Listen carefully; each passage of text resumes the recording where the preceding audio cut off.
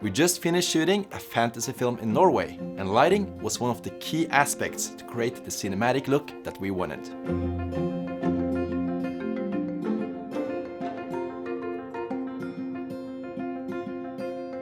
For the project, we used lamps from Godox, particularly the UL150 and the VL300.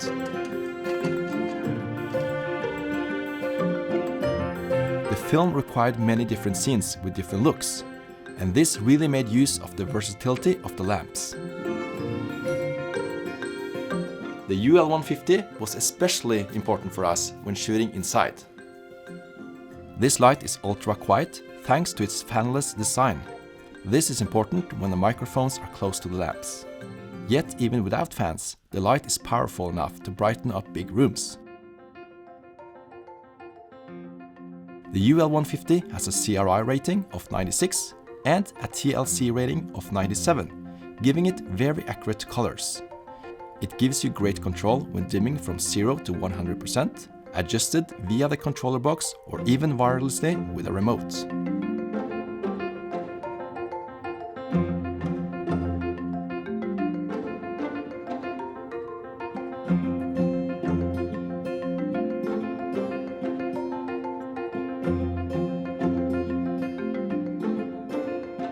We used the VL300 when we needed a bit more luminance, particularly outdoors. At 300 watts, this was what we needed to lighten up many of the scenes in the forest. Most of the time we used a generator, so we could power the lights of normal DC power.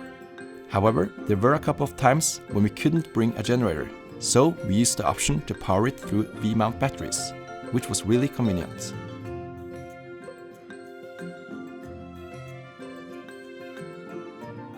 As with the UL150, the VL300 has a CRI rating of 96 and a TLCI rating of 97, so we didn't have to worry about the colors being off.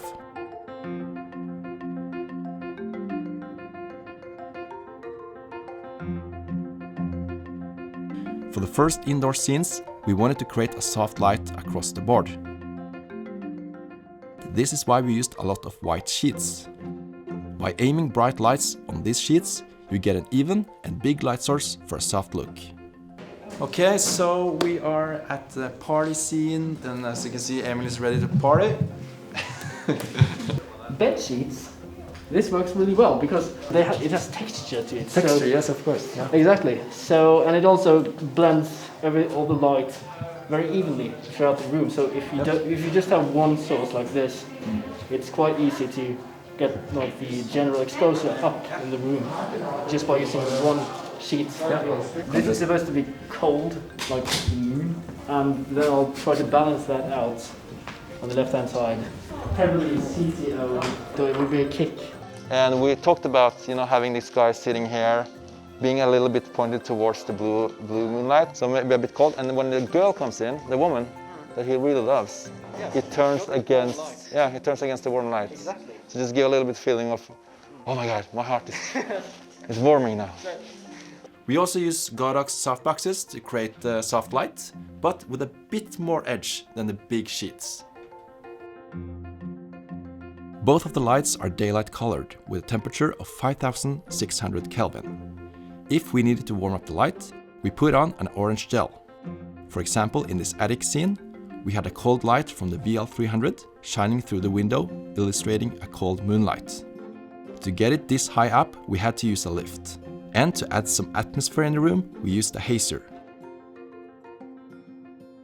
Then we used a UL150 with a warm gel and a china bowl in order to fill the actors' faces with warm light. This light was used to imitate this light bulb practical in the scene. This creates a nice contrast between the cold outdoor and the warm indoor. For the outdoor scenes, we used mostly the VL300 as we needed as much light as possible. In the forest, we used it mainly as a soft fill light, or to create a bit of pop in the faces of the actors. The most challenging outdoor scene in terms of lighting was the campfire scene. Again, we used the contrast between warm and cold to create interesting colors in the scene. The VL300 was again used as a moonlight. This time it was reflected off a piece of styrofoam to spread the light out more. And then we used a diffuser to tone down the light a bit to make it more realistic. This time the warmer light on the actors was created by the natural fire.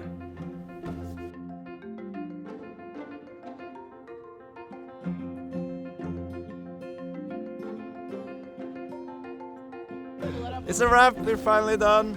5 days of intense shooting. If you want to see the full behind the scenes on how we created a fantasy short film using these lamps, check out the Andy X YouTube channel. Bye!